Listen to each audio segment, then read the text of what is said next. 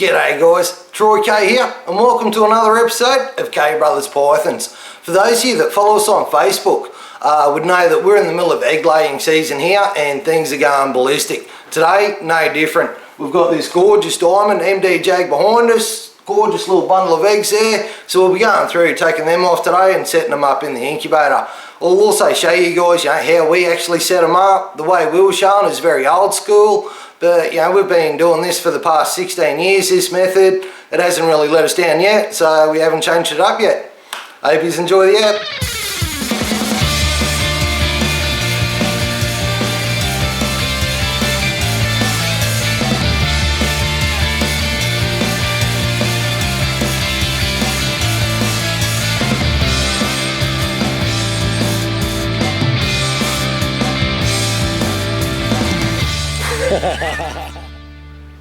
Alright guys, so this one's been cooking away for about a week and a half. I'll take this off. Again, 8 litres vermiculite, 20 litre tub. We used about a bit over 2 litres, 2 to 2.5 litres, 2.3 litres.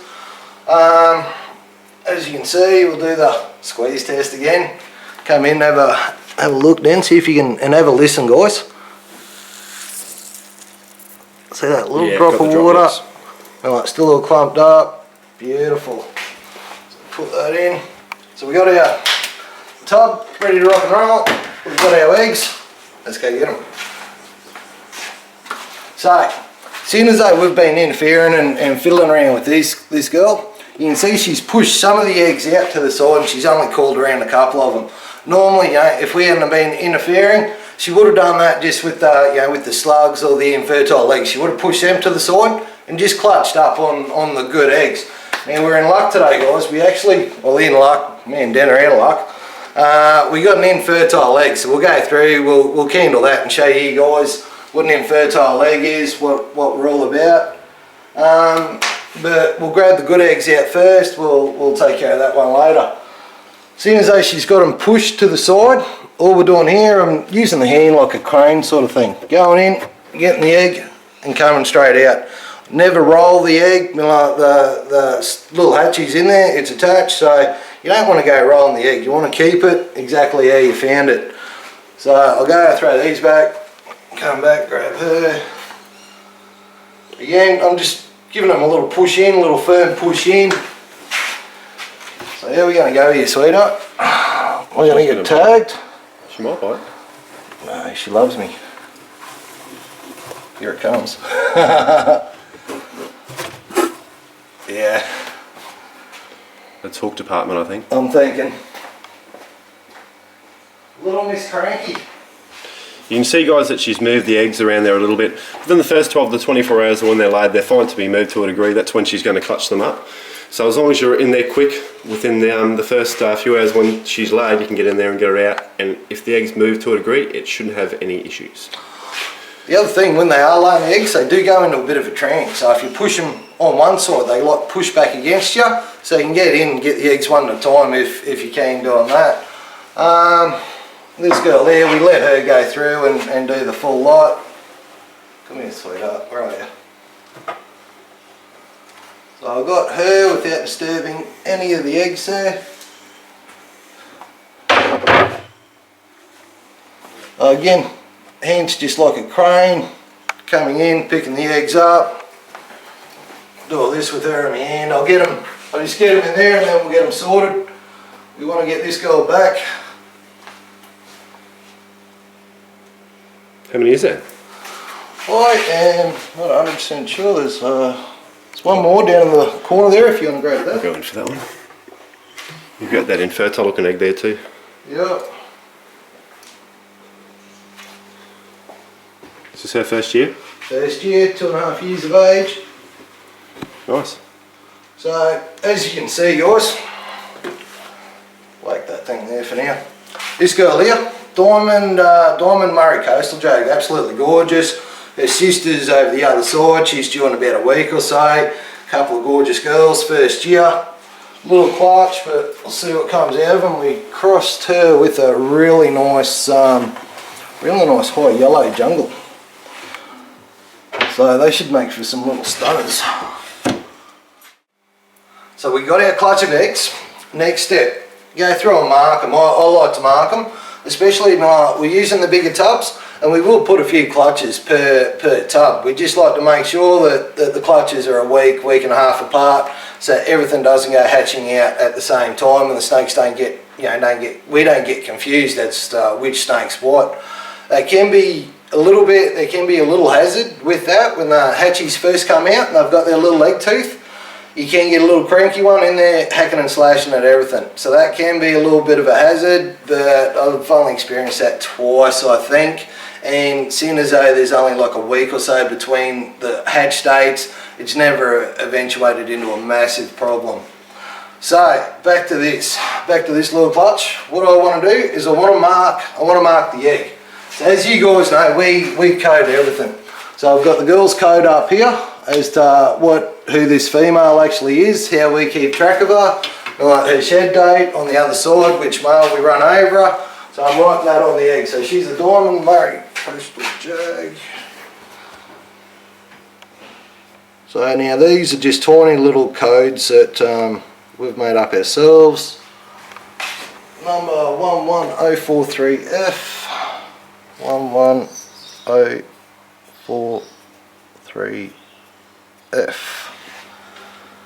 Alright, so once that's done, I'll go through and I'll just put like a little symbol on at the base of that. So this girl, she can have a little cross, and then I'll put little crosses on the top side of all the eggs that are in the clutch. This way we can always see, which is the top. That way we know never to roll them. So I go through, mark them with a little cross. We'll take that out. We still got to do the candling to show you guys that. Now what I do on the lid, I'll go through, I'll write down the code again.